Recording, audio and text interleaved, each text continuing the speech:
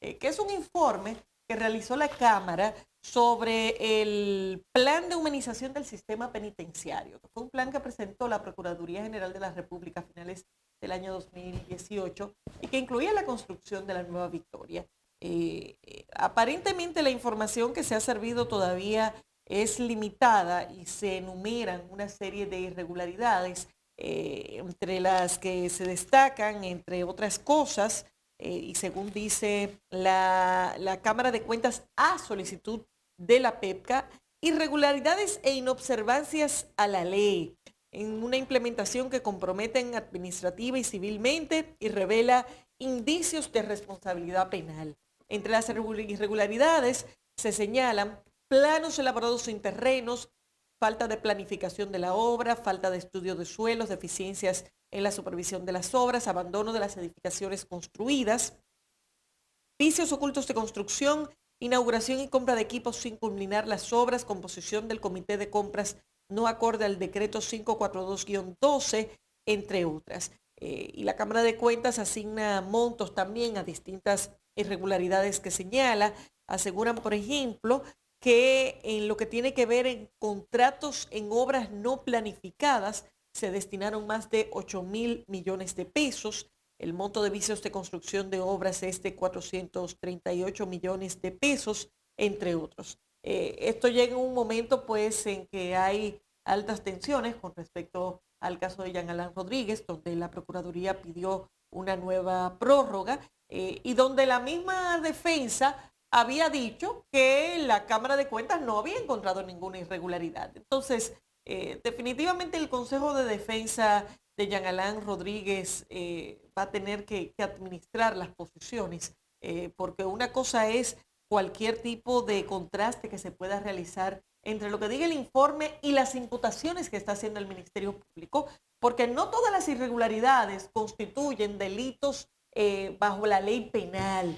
Hay muchas de estas irregularidades, y no me refiero a ninguna en puntual, pero hay muchas que puede identificar la Cámara de Cuentas que pueden ser administrativas y no necesariamente de una naturaleza penal. De hecho, el mismo informe lo dice, que pueden señalar indicios de responsabilidad penal, pero habrá que ver si efectivamente aquello que se le está imputando a Jean Alain Rodríguez coincide respecto a hallazgos concretos que puedan constituirse en evidencias de esos tipos penales en específico. Ahora, creo que no le hace bien al Consejo de Defensa de Jean Alain Rodríguez que hayan adelantado la información de que no se haya encontrado ningún tipo de irregularidad y que resulta entonces que este informe de la Cámara de Cuentas venga plagado de irregularidades, independientemente de que sean de naturaleza penal o no, porque efectivamente muchas de estas podrán ser de naturaleza administrativa y habrá que ver cómo se hace ese contraste con lo que el Ministerio Público está alegando en la acusación en contra de Jean Alain Rodríguez y una serie de personas que forman parte de la operación Medusa.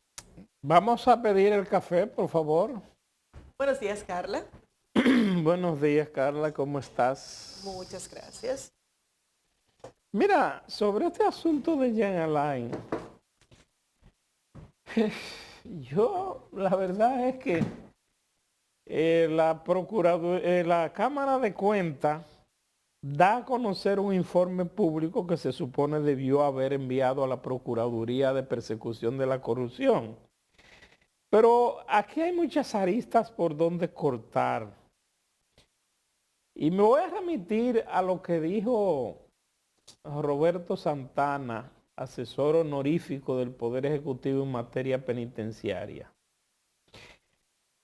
Sería bueno que la Procuraduría de Persecución de la Corrupción diera a conocer las compañías o la compañía o las empresas de ingeniero o de arquitecto o no sé de qué que hicieron las auditorías conjuntamente con los técnicos de la Cámara de Cuentas. Eso sería interesante que la población lo conociera. Porque, digo esto, sencillamente, porque se ha dicho, e incluso tengo entendido que en un momento determinado, el ministro de la Presidencia de la República, el señor Macarrulla, admitió que la compañía que está bajo la dirección de familiares de él fue la que hizo esta cárcel de la Victoria. Entonces, Yo no sé, por ejemplo, aquí dice, también en la construcción de la cárcel de La Victoria hubo vicios ocultos en la construcción de la Nueva Victoria valorados en 438.7 millones y gastos ascendentes a 1.526 millones para la inauguración y equipamiento sin culminar la obra. Pero resulta que el asesor honorífico del Poder Ejecutivo también dijo que no se explica por qué la Procuraduría General de la República no ha puesto en funcionamiento algunos edificios que quedaron terminados. Eso fue lo que dijo Roberto Santana.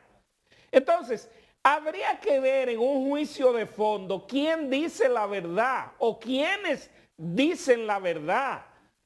O ir directamente, permitir directamente que los medios de comunicación, que el que esté interesado vaya directamente y vea realmente la realidad de estas edificaciones, si tienen condiciones, si no tienen, si algunas están a medio talle, si no están a medio talle, si algunas fueron construidas, si algunas dejaron solares vacíos. O sea, todo eso son detalles interesantes. Entonces, cuando en el juicio de fondo se pida los abogados de este Consejo de Defensa, que parece que se adelantaron porque ellos dieron un resumen la semana pasada, primero, de esta auditoría que da a conocer la propia Cámara de Cuentas, no la Procuraduría de Persecución de la Corrupción, sino la propia Cámara de Cuentas.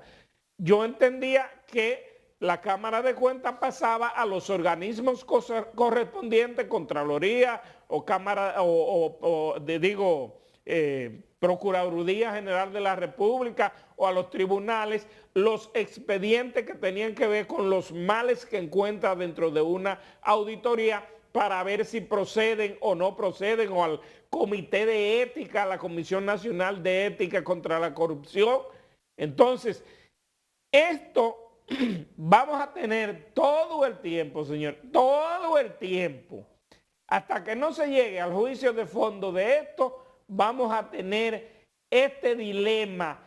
Por un lado, la Procuraduría de Persecución de la Corrupción y la Cámara de Cuentas, y por otro lado, el Consejo de Defensa con otras informaciones que dan a conocer en los medios de comunicación. Oigan bien, para que la gente se quede en estas dos vertientes. ¿A quién le creo? ¿Quién es el verdadero? ¿Quién es el culpable?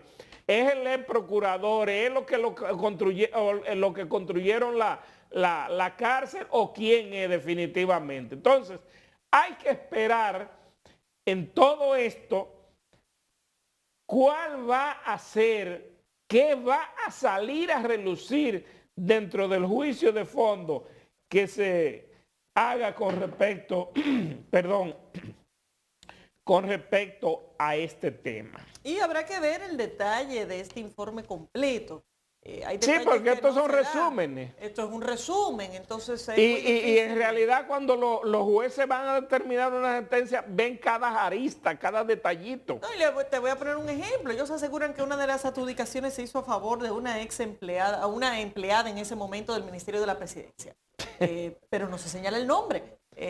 No se pero dice... ¿y por qué lo dicen por parte? ¿Por qué no lo mencionan? Bueno, es que precisamente a eso voy cuando digo que esta información hay que dejar que se acabe de construir, porque lo que tenemos es una información parcial y la seriedad de estas irregularidades podrán ser puestas mejor en contexto cuando se tengan todos los detalles y cuando se pueda apreciar. Dilucidar completamente en un tribunal. Ahora, de entrada es extremadamente preocupante lo que señala la sí, Cámara de Cuentas respecto a las irregularidades. Estamos hablando de supuestas irregularidades de 12.000 millones de pesos, lo cual es extremadamente pero alto. eso supera la cifra que se ha dicho que costó La Victoria, que fueron 7.000 millones de pesos. Exacto. Entonces, lo que se está señalando en este resumen ahora están los otros 5.000. Es tremendamente preocupante. Ojalá que se ponga a disposición de los medios el informe completo para poder profundizar en eso